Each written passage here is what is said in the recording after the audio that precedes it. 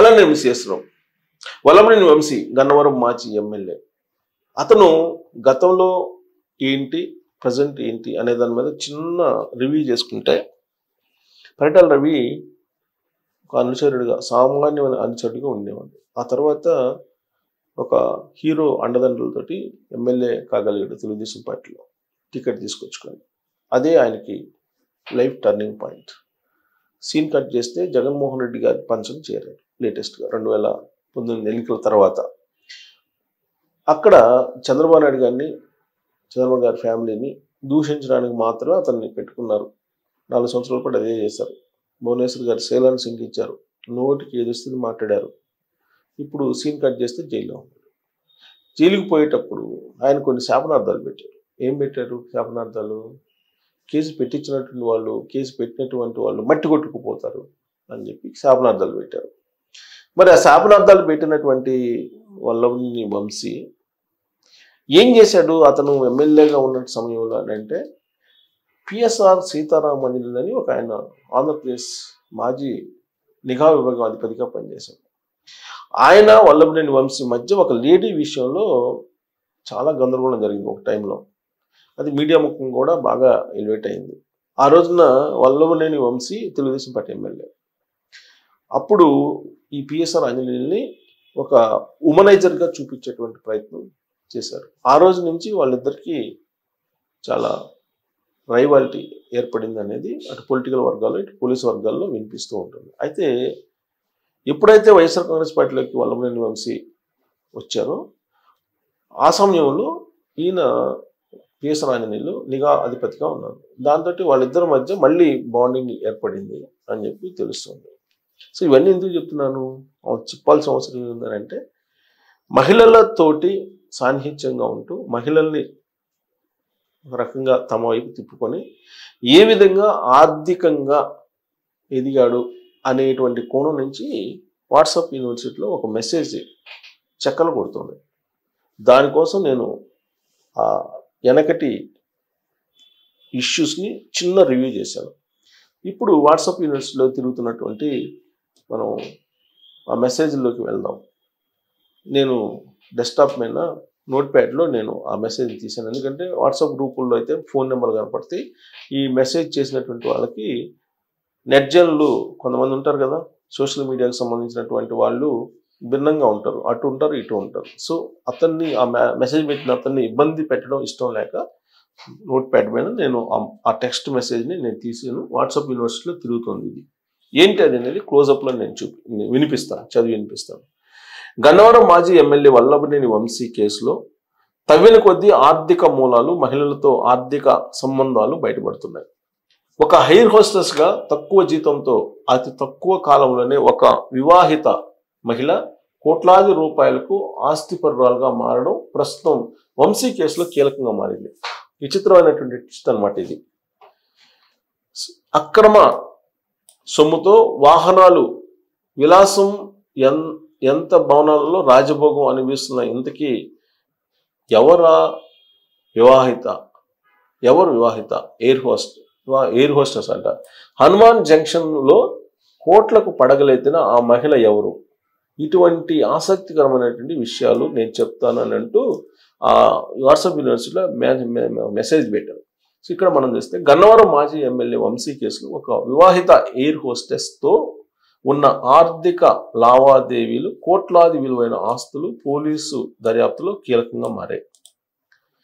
మాజీ ఎమ్మెల్యే వంశీ ప్రధాన అనుచరుడు రంగా కోసం పోలీసులు గాలింపులో భాగంగా ఎలక్ట్రానిక్ ఎవిడెన్స్ ద్వారా పోలీసులు కీలకమైన సమాచారాన్ని సేకరించారు. వాట్సాప్ మరియు చాటింగ్ ఆధారంగా పలువురు వివాహిత మహిళలతో ఆర్థిక లావాదేవీలు ఉన్నట్లు గుర్తించిన పోలీసులు సర్క్యూట్ చాటింగ్ ద్వారా బట్టబయలైన సమాచారంతో మహిళల పేర్లను పోలీసులు గోప్యంగా ఉంచుతున్నారు. సో మొత్తం మీద సర్క్యూట్ చాట్ ద్వారా కీలకమైన సమాచారాన్ని పోలీసులు లాబట్టారనమాట. మహిళలతోటి వల్లభనేని వంశీకి చాలా మందితో సంబంధాలు ఉన్నాయనేది వాళ్ళు కనుగొన్నారనేది ఈ వాట్సాప్ యూనివర్సిటీ సారాంశం. ఒక మహిళ సొంత గ్రామం పశ్చిమ గోదావరి జిల్లా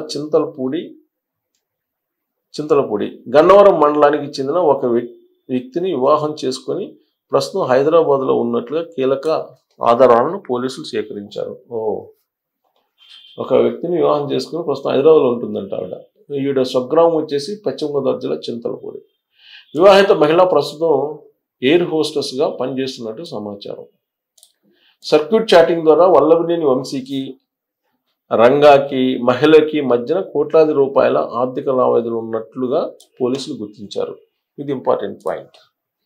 ఇక్కడి నుంచి ఇన్వెస్టిగేషన్ కీలకమైనటువంటి టర్నింగ్ చేసుకునే అవకాశం. ఇటీవల కాలంలో పశ్చిమ గోదావరి జిల్లా చింతలపూడి, జంగారెడ్డిగూడెం పరిసర ప్రాంతాల్లో 15 ఎకరాల విలువైన భూములను కొనుగోలు చేసినట్లుగా, ఏలూరులో 3 ఎకరాల స్థలంలో పెద్ద షాపింగ్ కాంప్లెక్స్ కూడా నిర్మాణం చేసినట్లు కీలక ఆధారాలను సేకరించిన పోలీసులు ఆ దిశగా దర్యాప్తును సాగిస్తున్నారు. కీలకమైన సమాచారం. హైదరాబాద్లో ఖరీదైన అపార్ట్మెంట్, ఖరీదైన విల్లా, ఖరీదైన 2 కార్లు ఉన్నట్లుగా ఆధారాలు సేకరించిన పోలీసులు ఇటీవల కాలంలో ఆ ఎయిర్ హోస్టెస్ ద్వారా ఒక చార్టెడ్ ఫ్లైట్ కొనేందుకు కూడా బేరసారాలు సాగించినట్టు పోలీసుల దర్యాప్తులో వెల్లడైంది. మరొక మహిళది హనుమాన్ జంక్షన్గా గుర్తించారు. బొటెక్ పని నిర్వహించుకుంటుందని, బస్టాండ్ సమీపంలో ఉంటుందని పోలీసులు గుర్తించారు. ఇదే కాకుండా మల్లవల్లిలోని భారీగా జరిగిన 175 ఎకరాల మట్టి కుంభకోణంలో అంపాపురానికి చెందిన ఒక రాజకీయ నాయకుడి తమ్ముడితో కలిసి వంశీ భారీగా భూకంపాన్ని పాల్పడినట్లు పోలీసులు ఆధారాలు సేకరించారు. ఒరిస్సాలో 300 ఎకరాల భూమిని కొనుగోలు చేసినట్టుగా పోలీసులకు ఆధారాలు లభ్యమయ్యాయి.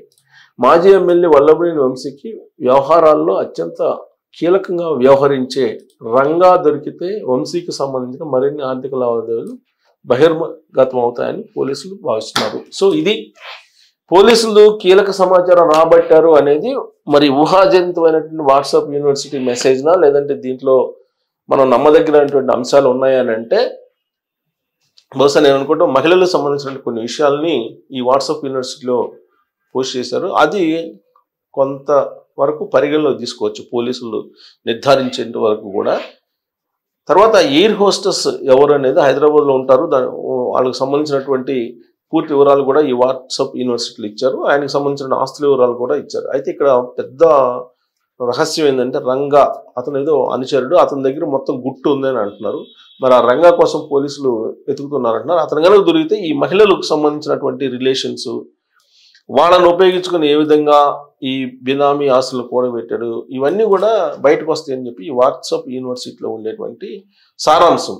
సో కాబట్టి రాబోయేటువంటి రోజుల్లో మరి ఏ విధంగా ఈ కేసుని ఛేదించగలరు తెలంగాణ ఆంధ్ర పోలీసుల సహకారంతో, తెలంగాణ సహకారంతో ఆంధ్ర పోలీసులు అనేది చూడాలి. ఎందుకంటే ఎయిర్ హోస్టెస్ హైదరాబాద్ కాబట్టి ఆంధ్ర పోలీసులకి హైదరాబాద్ పోలీసులు సహకారం ఉండాలి.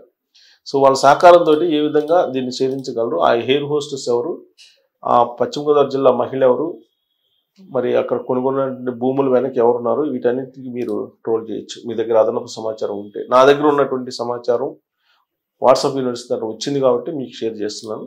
ఇది పోలీసుల దగ్గర ఉందని చెప్పి ఆ వాట్సాప్ యూనివర్సిటీలో చక్కలు కొడుతున్న న్యూస్ నేనైతే నిర్ధారించట్లేదు. పోలీసుల దగ్గర ఉందని చెప్పి సమాచారం అంటున్నారు వాళ్ళు రాసిన వాళ్ళు.